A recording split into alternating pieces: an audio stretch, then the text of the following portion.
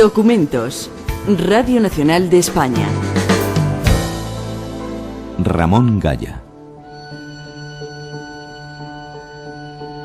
Pintar no es ordenar, ir disponiendo sobre una superficie, un juego vano, colocar una sombra sobre un plano, empeñarte en tapar, en ir cubriendo. Pintar es tantear, atardeciendo, la orilla de un abismo con tu mano, temeroso adentrarte en lo lejano, temerario tocar lo que vas viendo.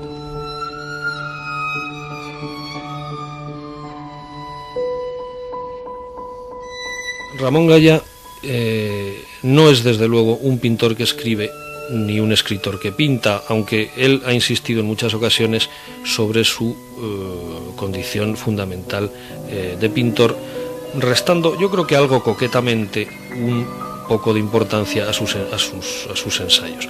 Yo creo que sus ensayos, sus poemas, constituyen la muestra de uno de los ensayistas, vamos a llamarle así genéricamente, más altos del siglo XX español, más agudos, más finos, digamos, y sus páginas y sus pinturas vienen a componer un todo en el que una página y una pintura nos viene a decir en realidad lo mismo, es decir, no son partes desgajadas, ni es una personalidad, digamos que demediada, sino que, por ejemplo, en un homenaje a Velázquez pintado y en uno de sus ensayos sobre Velázquez, pues en realidad vemos o escuchamos pues la misma cosa, ¿no? Para Ramón no hay tanta diferencia entre las diferentes manifestaciones de ese alma común que es el arte. Es decir, el arte es una especie de comunidad de sentimiento y que se da. Sentimiento es una palabra que a menudo aparece en Ramón porque es la expresión más natural del alma humana cuando quiere referirse a esas realidades elevadas y ocultas que son de las que habla el arte, de las que tenemos o tendemos a contemplar. Los pintores actuales y los poetas y los escritores y tal, es otra cosa que yo tampoco diferencio. Es decir, a mí me parece que la obra de un pintor tiene la misma vida que una cosa y otra. No se trata de artes diferentes.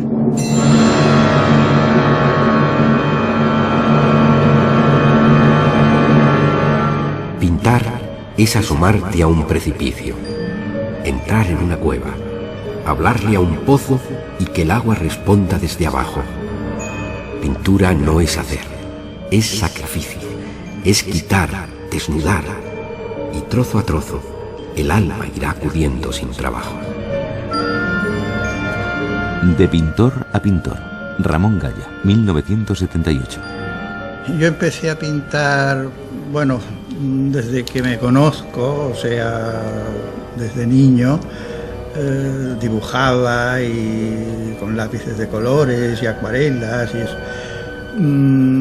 Pero no ya como niño, es decir, siempre tenía... eran cosas muy vistas en la realidad, aunque torpemente y eso, pero eran cosas muy vistas ya en la realidad. Cosa que no hacen los niños, porque los niños lo que hacen es inventarse un mundo así mágico, si quieres y tal, pero que poca relación con la realidad. En cambio, lo mío era otra cosa.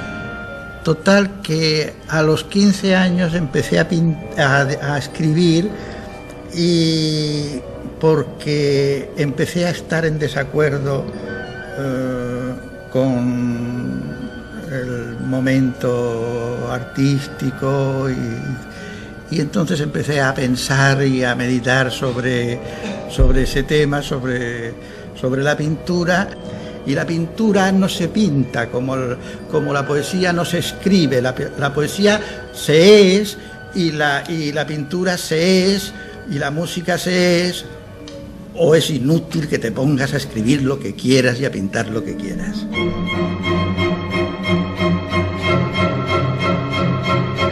los 10 años le dice a su padre que no quiere estudiar, que quiere ser pintor. Manuel Fernández Delgado es el director del Museo Ramón Gaya en Murcia. Y insólitamente el padre le dice que deje de estudiar, que sea pintor, una cosa que es inconcebible, es decir, es misteriosa, y ocurre, y entonces otra circunstancia y otro avatar de su vida es que el padre, que había venido a Murcia, que era un anarquista intelectual y que había venido a trabajar en la serigrafía de la conserva, no gana lo suficiente para vivir, y entonces tiene que alquilar una habitación de la casa a otros 2 pintores, a otras 2 personas, y estas 2 personas son pintores, que son Luis Garay y Pedro Flores.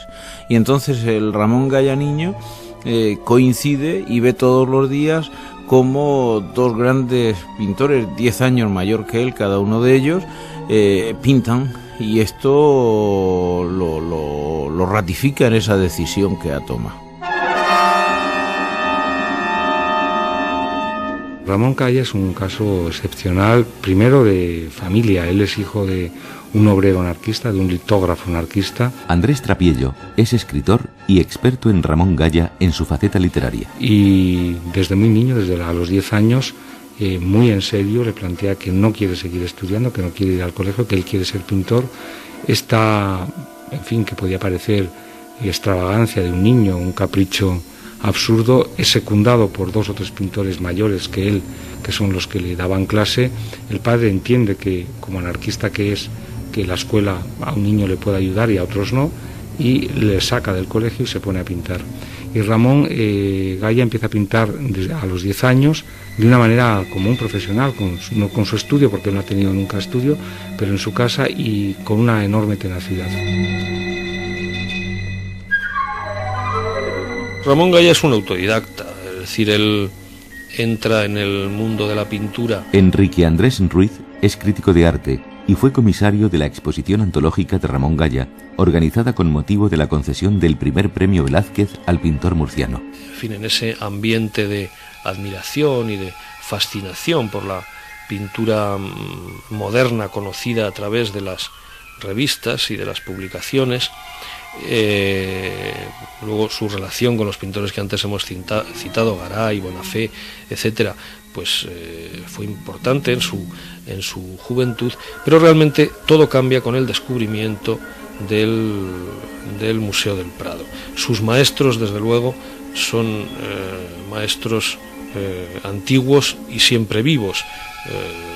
Es Tiziano, es Velázquez, más otros muchos pintores que él puede admirar y de los que ha tomado, que esa es una expresión muy suya, pues lo que hacía falta, ¿no? Y eso fue por la circunstancia de ser de Murcia y haber en Murcia en ese momento Verso y Prosa, la revista de Juan Guerrero y Jorge Guillén, porque es cuando llegó Jorge Guillén a Murcia como profesor de la universidad. Entonces, es ahí donde se publicaron las primeras reproducciones de cosas mías, de cuadros, algunos dibujos, e incluso mis primeros poemas en prosa están publicados ahí, por empeño de Jorge Guillén y con el disgusto de mi padre, que nunca se habían metido mis padres en mis cosas, pero mi padre, porque me querían dejar siempre en libertad, he tenido unos padres realmente excepcionales, pero a mi padre le parecía que era un poco disparate que a los 16 años que tenía yo entonces publicara unos poemas. Y entonces me dijo, es que te vas a arrepentir de esos poemas. Y entonces yo dije, bueno, pero es que quizá se necesita arrepentirse uno de unos poemas.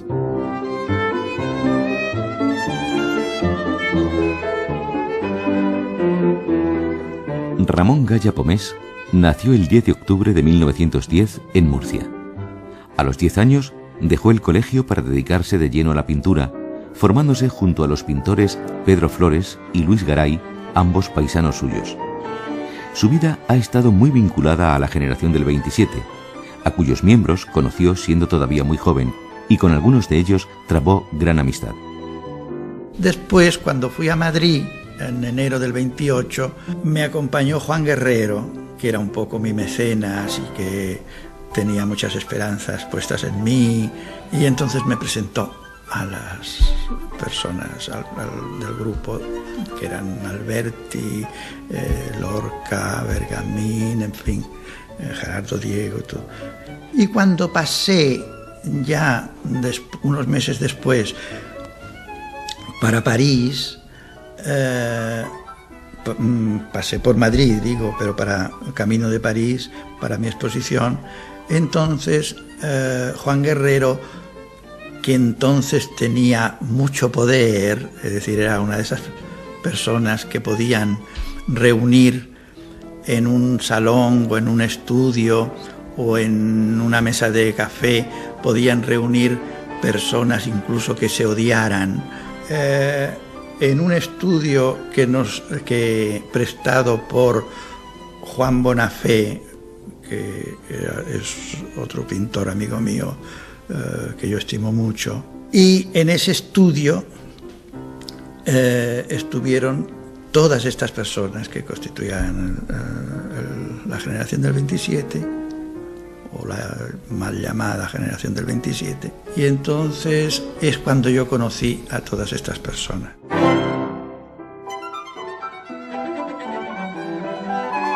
Viene la llegada a Murcia de otro ser extraordinario, que es Juan Guerrero, que era secretario del ayuntamiento y que, como la Diputación ha becado a Flores y a Garay para ir a París, él crea una beca en el Ayuntamiento de Murcia, del cual es secretario, como digo, para becar a Ramón Gaya, y ahí comienza la aventura estética de Ramón Gaya, con esa beca en París, donde Guerrero le dice que pase por Madrid a conocer a Juan Ramón Jiménez.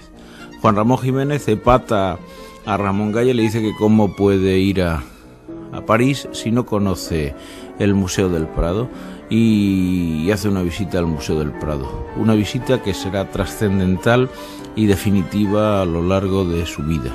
Y es que cuando llega a París, él dice que se le queda muchísimo más fresca y muchísimo más viva, muchísimo más real y más natural la pintura antigua, la pintura de Velázquez, la pintura de Tiziano, la pintura de Goya y de Murillo que ha visto en el Museo del Prado, que las cosas modernísimas y recientes de Braque o de Matisse que ve en las galerías de París.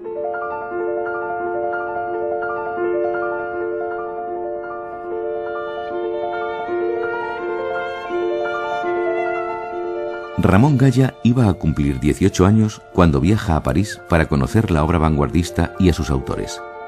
Un trabajo del que sabía a través de algunas revistas de arte que habían llegado a Murcia de la mano de dos artistas extranjeros. Gaya, al igual que otros jóvenes pintores, se sintió profundamente atraído por este nuevo concepto del arte, pero el viaje a París cambiaría el rumbo de sus ideas.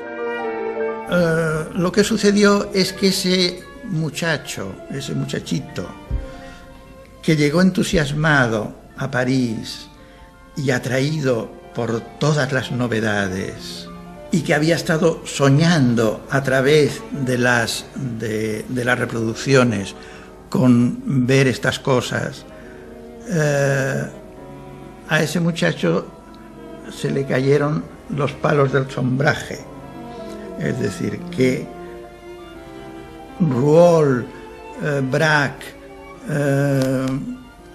Matisse, vistos cara a cara, me parecieron como algo de papel, cosa que no me resultaban la pintura de Rembrandt que acababa de ver en el Louvre, ¿verdad?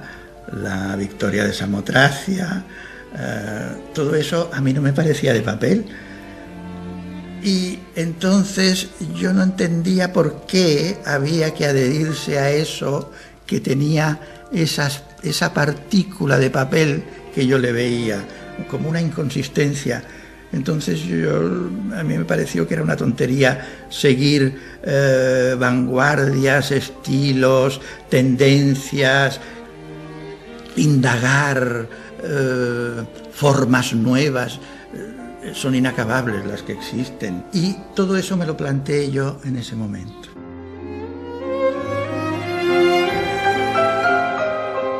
Es muy conocida ya aquella circunstancia cronológica, histórica del viaje a París en el año 1928 junto a otros pintores españoles,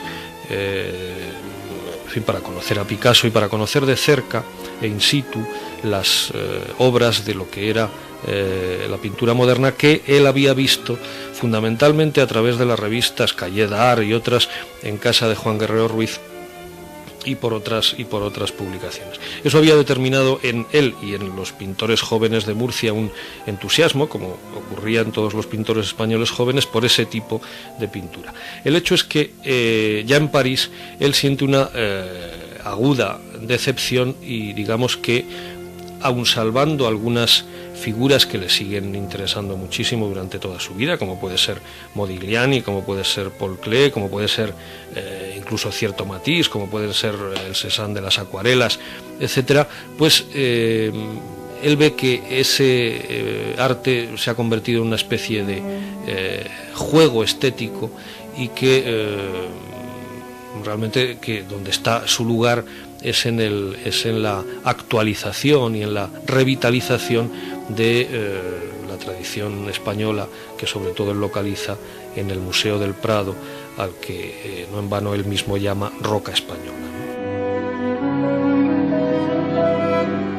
Yo iba con Bores, iba de las galerías al Louvre, por ejemplo, y entonces yo me di cuenta de que el retrato, por ejemplo, del joven del guante de Tiziano, que era tan moderno como era el Braque que habíamos visto en Rosenberg.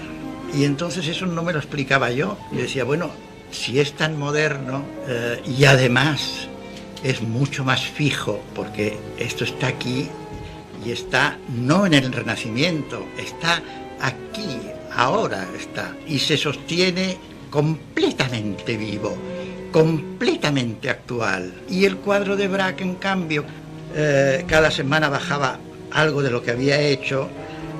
Entonces, buscando novedades, resultaba que había dejado anticuado lo que había hecho la semana pasada. Y entonces yo, al ver este fenómeno, empecé a preguntarme cosas. Me fui de París y dejé de pintar vanguardia. No sabía bien qué es lo que quería. Lo que quería es pintar de una manera auténtica y verdadera y viva, sobre todo viva.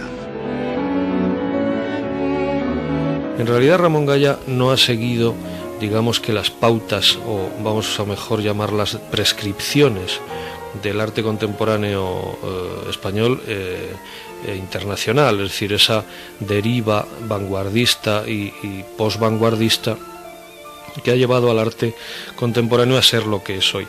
En realidad la pintura de Ramón Gaya se ha revuelto contra eso en unas fechas muy iniciales de su biografía y ha seguido una trayectoria muy personal y muy tenaz en el rescate de la tradición de la pintura, ¿no?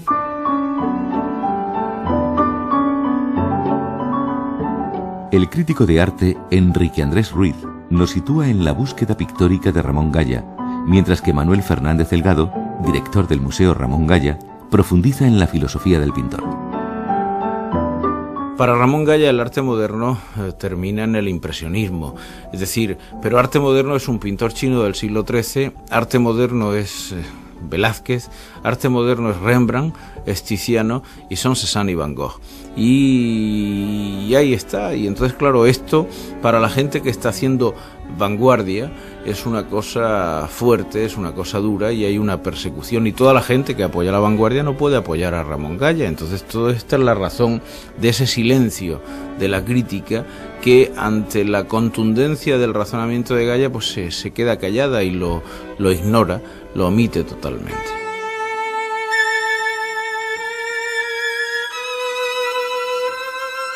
Me di cuenta de que moderno no podría querer decir nada si no quería decir simplemente vivo, y de que mientras el cuadro de Braque de la semana pasada se había petrificado rápidamente en una pieza de museo, es decir, de arte artístico, el cuadro de las Meninas, pese a su marco, su habitación especial, su estúpido espejo, no lograba nunca ser apresado, encerrado, inmovilizado, y nos sorprende siempre con su fragancia, no ya eterna, sino actual, viva actual. Mi vuelta a París a los 17 años habría de ser decisiva. El vaivén del arte artístico, construido, ejercido, no me interesaba. Y el arte que me interesaba no era arte, sino vida. Es un fragmento del texto titulado Autorretrato, de Ramón Gaya, escrito en 1959, en el que percibimos su admiración por la obra de Velázquez. Algo que también queda patente en Velázquez, un soneto con estrambote en prosa.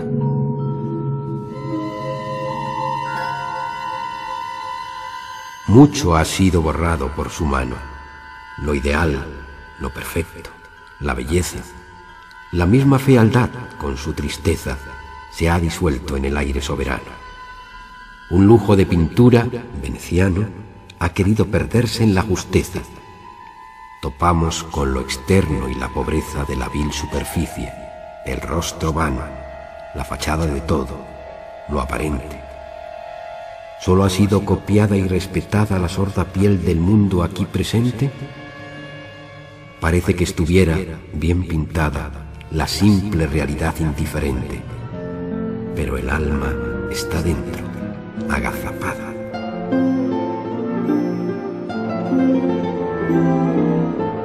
En su literatura, Ramón ha sido un escritor fundamentalmente claro, es decir, que él ha escrito unos libros, desde mi punto de vista, tan importantes como su pintura, y él siempre ha contado que los escribía para aclararse las cosas, para aclarar todo lo que había ocurrido en ese siglo tan raro que es el siglo XX con la pintura, y para entender por qué algunas obras del pasado todavía nos parecen vivas. Y eso es lo que él ha seguido en toda su literatura, el buscar las fuentes del arte, y unas fuentes que solo pueden estar en eso que llamamos una vida, y que solo pueden mostrarse con lo que él ha llamado la naturalidad del arte.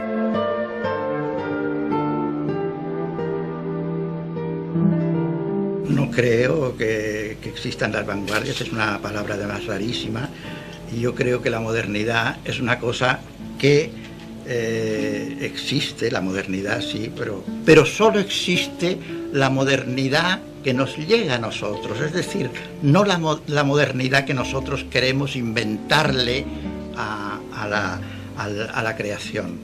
Esa modernidad no existe. Existe una modernidad que nosotros recibimos inevitablemente. Por ejemplo, un pintor como Solana es un pintor moderno, es un pintor muy moderno, mucho más que infinidad de pintores actuales. Así es que yo esa idea de la modernidad que se estaba cultivando, pues no me convencía.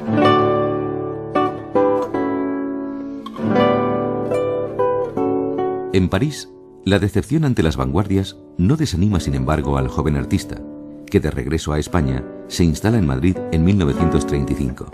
Se casa con Fé Sanz y sigue pintando. Se embarca también en numerosas aventuras culturales junto con algunos miembros de la generación del 27. La primera de ellas, las misiones pedagógicas.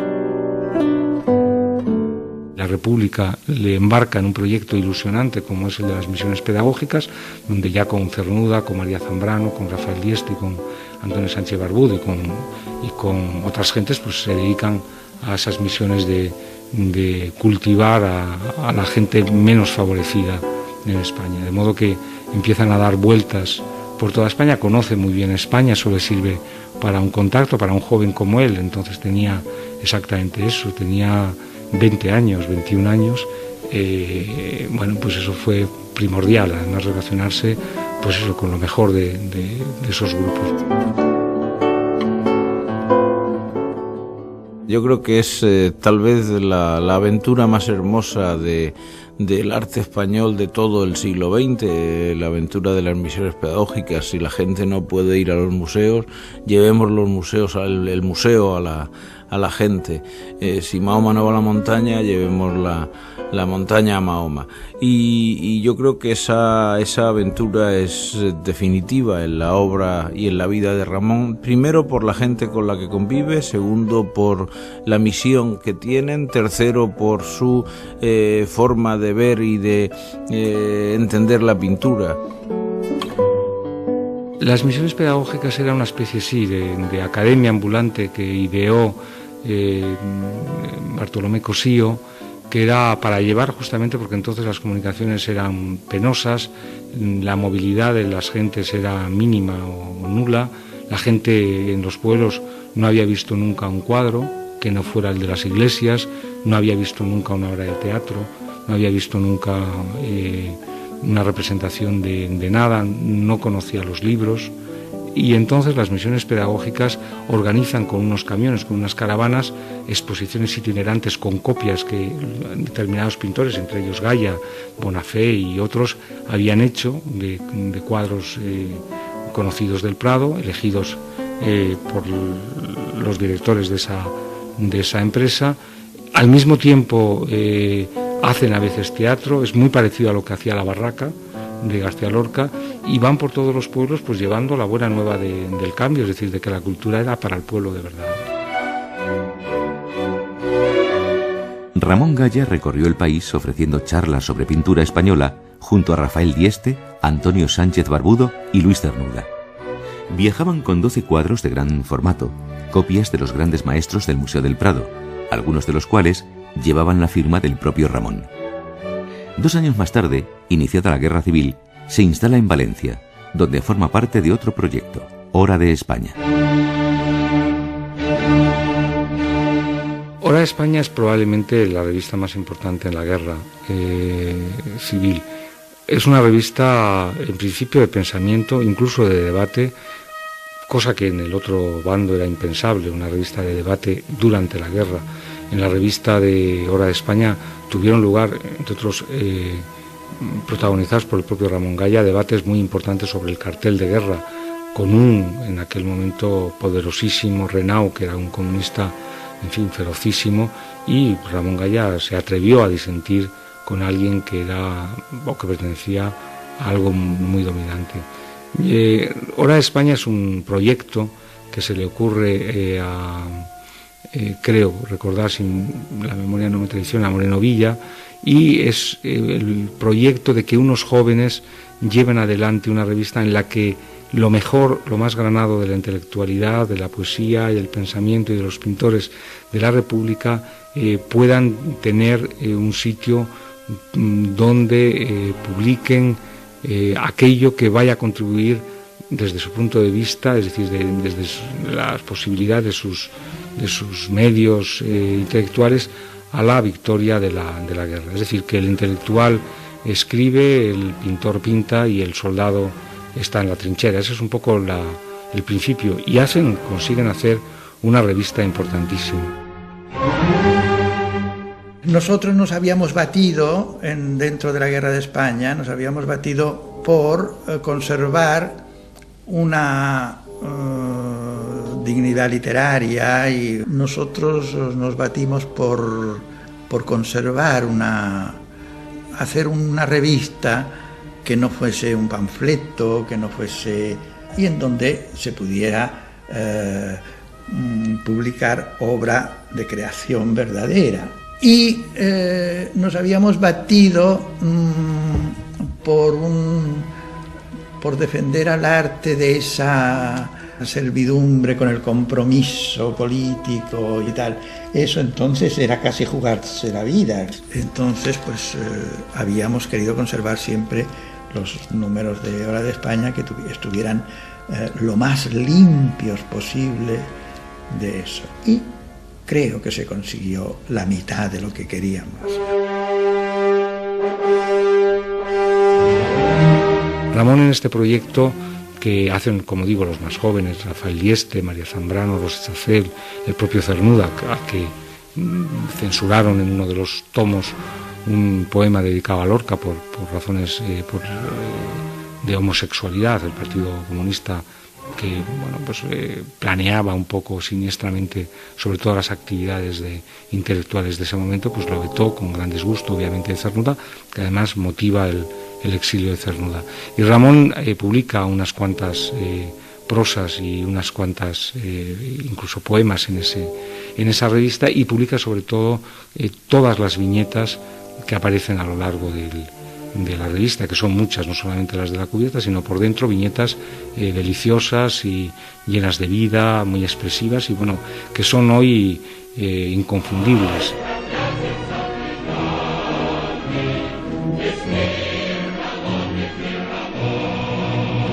En Valencia se celebró también el Congreso Internacional de Escritores Antifascistas, en el que participó activamente Ramón Gaya. De nuevo, Andrés Trapiello. Fue un congreso enormemente polémico porque los jóvenes presentaron una ponencia en común que disentía bastante de las posiciones ortodoxas representadas en ese momento por el Partido Comunista. El Partido Comunista intentaba aglutinar a la mayor número de personas, al mayor número de personas y al mayor número de intelectuales en torno a una Unión Soviética hegemónica y dirigente de la guerra en España, y por tanto es un congreso además que se produce después de los hechos horribles de mayo del 37, donde el Partido Comunista liquida todo el movimiento comunista trotskista, y por tanto la gente que querría disentir de esas posiciones hegemónicas soviéticas se la jugaba. Hay un libro muy bonito de La primera mujer, de Octavio Paz, de Nagarro, donde, bueno, que yo recomiendo a todo el mundo, es su diario de guerra, y es verdaderamente escalofriante leer las cosas que allí se cuentan y que nadie ha querido o nadie ha tenido el interés de que se sepan o que se repitan, pero acabarían con muchos de los mitos y timos que dentro de la propia izquierda circularon.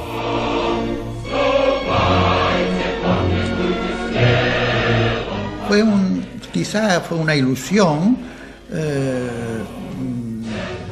una vana ilusión, pero tuvimos una sensación de un cierto calor, que había unas gentes que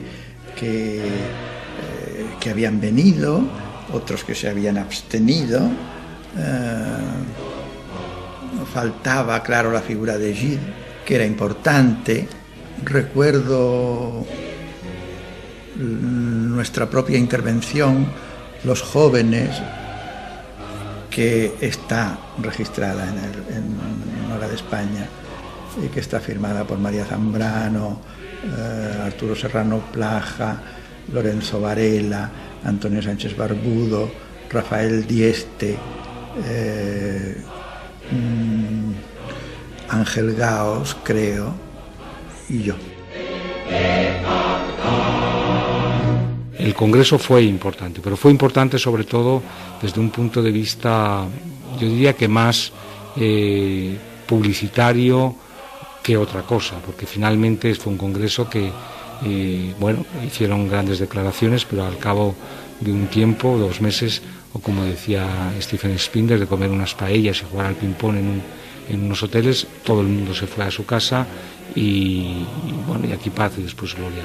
Desde el punto de vista propagandístico, quizás hubiera resultado más eficaz hecho de otra manera, pero desde el punto de vista propagandístico también es verdad que sirvió para que el problema de la guerra de España circulara aún más, si no lo había hecho todavía, que ya vi que circulaba mucho, claro, en la prensa internacional y en diferentes democracias como Inglaterra, como Francia, como Estados Unidos.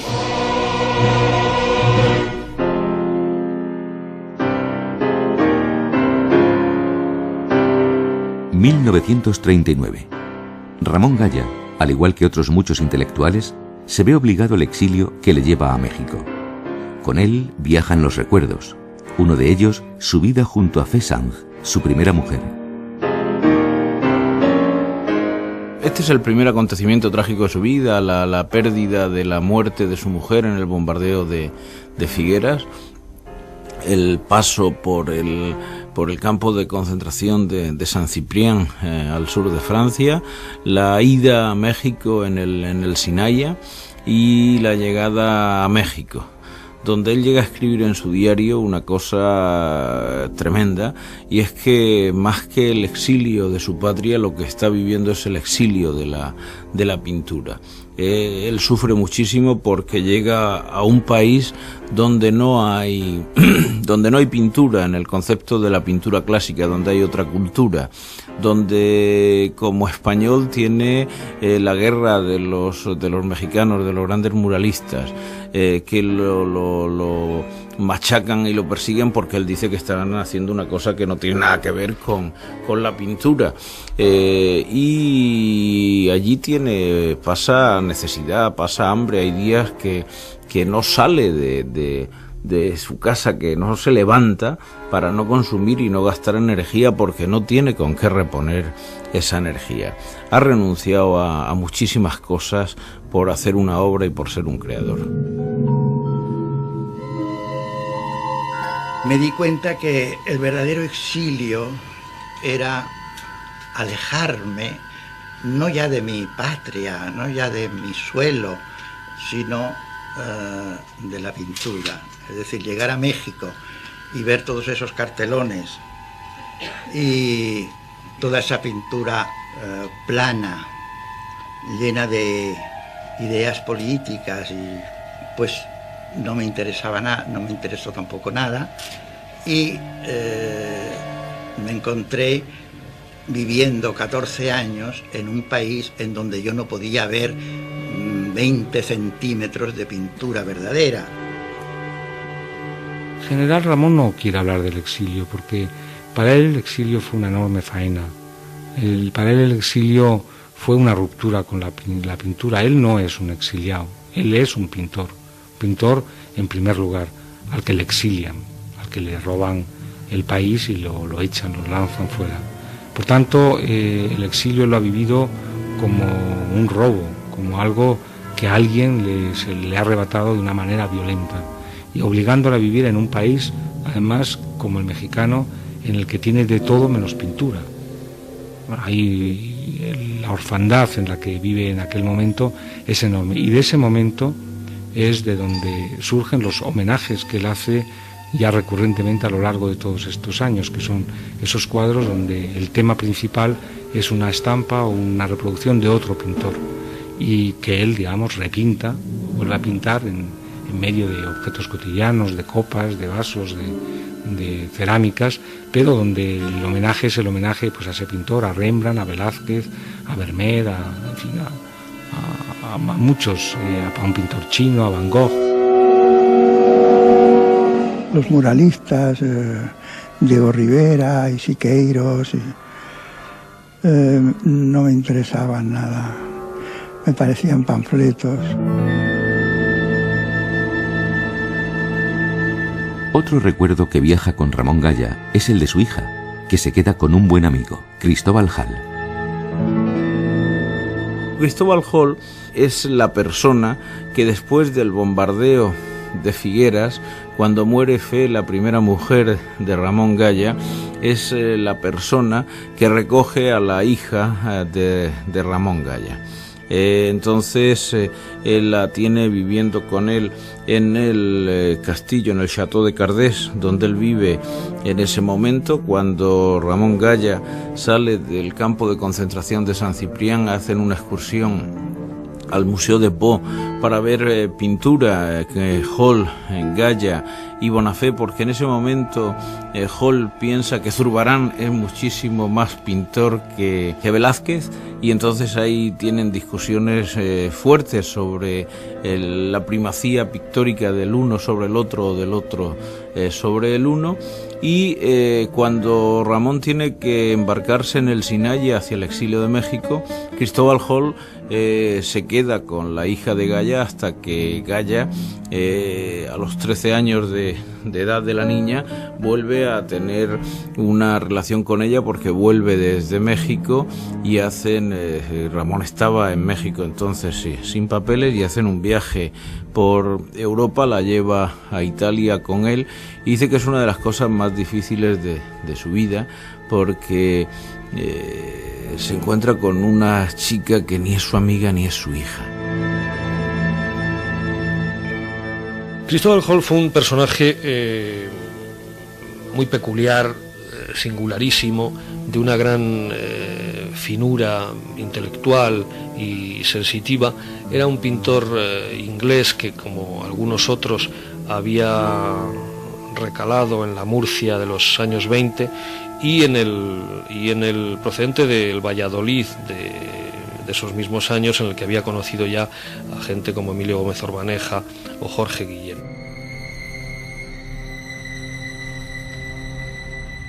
Como si hubierais muerto y os hablara desde un ser que no fuese apenas mío, como si solo fuerais el vacío de mi propia memoria y os llorara con una extraña pena que oscilara entre un cálido amor y un gran desvío, como si todo fuera ya ese frío que deja un libro hermoso que cerrara sus páginas sin voz, como si hablaros no fuese como hablar, sino el tormento de ver que hasta sin mí mi sangre gira.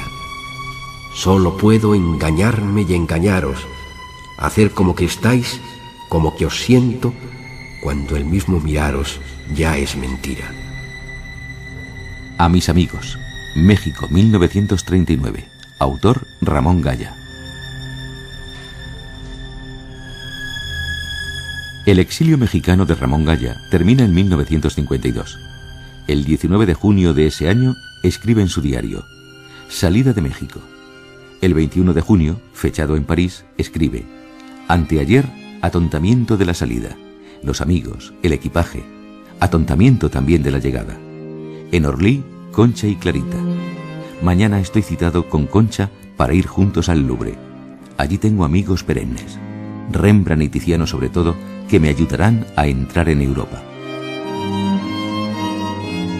En su vuelta de México, en sus primeras vueltas a Europa durante los años 50, pues volvía francamente decaído y con un sentimiento de exilio que más que de una nación era de una patria estética, era un exilio de la pintura, de manera que cuando pisa el Louvre a su vuelta en los años 50 y después se instala en Italia, pues él se reencuentra con esa tradición, con esa pintura que es algo así como su casa. Ni que decir tiene que el punto fundamental, el sitio, es decir, el lugar de esa tradición, de esa pintura, él lo sitúa en el Museo del Prado, y que para él fundamentalmente Velázquez no es solo el pintor que mejor pinta, sino el que pinta con más verdad.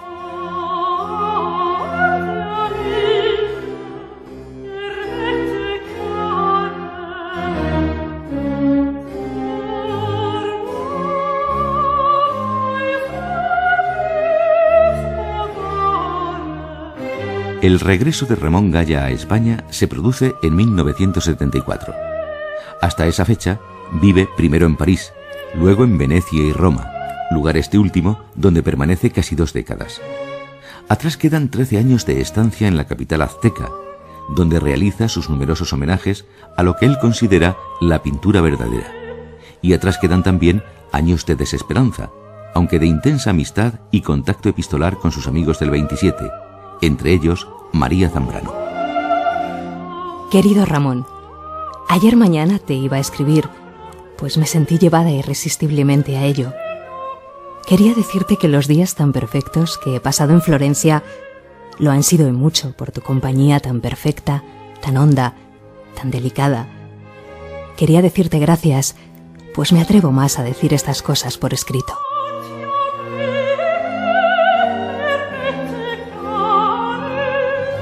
Querida María, no he muerto. Estoy aquí en la Serenísima, como casi siempre que me pierdo. Desde Florencia, en donde me perdí también por unas semanas, os telefoneé en el vacío, y al repetir la llamada desde Venecia, con el mismo resultado, llamé a Pastor y me dijo que estabais de veraneo.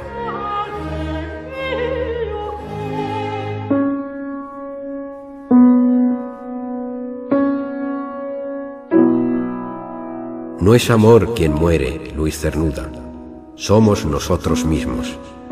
En un canto te lo he visto decir en el espanto de tener la certeza y no la duda.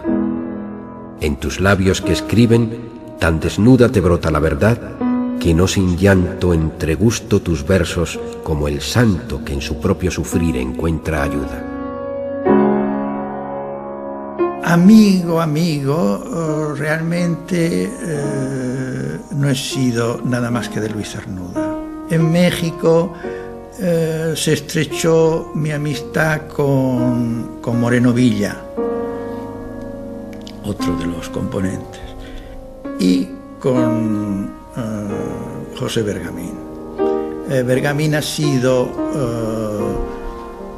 después de Cernuda, la otra figura de la generación del 27, digamos, que han sido verdaderamente amigos míos y con los que, si no he comulgado con todas las ruedas, pues sí, con algunas.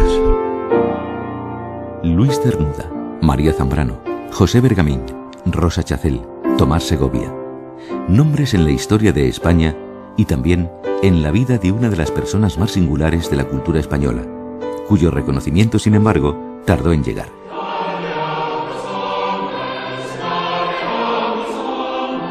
Ramón Gaya tenía 72 años cuando recibió su primer premio, la Medalla de Bellas Artes. Luego recibió el Premio Nacional de Artes Plásticas y Premio Velázquez de Artes Plásticas en su primera edición. Galardón, este último, que Ramón Gaya aprovechó para rendir una vez más tributo a su gran maestro, Velázquez. He aquí el discurso de agradecimiento en la voz de su segunda esposa, Isabel Verdejo. La obra de Velázquez no tiene apenas nada que ver con la pintura española. Se trata, claro está, de un español, incluso de alguien sumamente español, aunque tenga un cierto tornasolado portugués. Pero su obra no pertenece a la escuela española, ni tampoco a la italiana, ni a la flamenca, ni a la china. En realidad, allí donde Velázquez pinta, no hay escuelas, ni maneras, ni estilos. Velázquez pinta a la buena de Dios.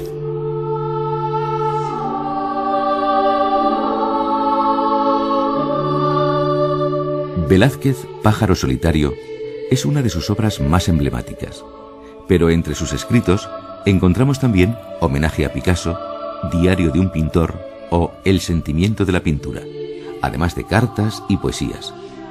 Y en su obra pictórica hay más de 2.500 pinturas, cada una de las cuales constituye una búsqueda y un homenaje a la pintura verdadera.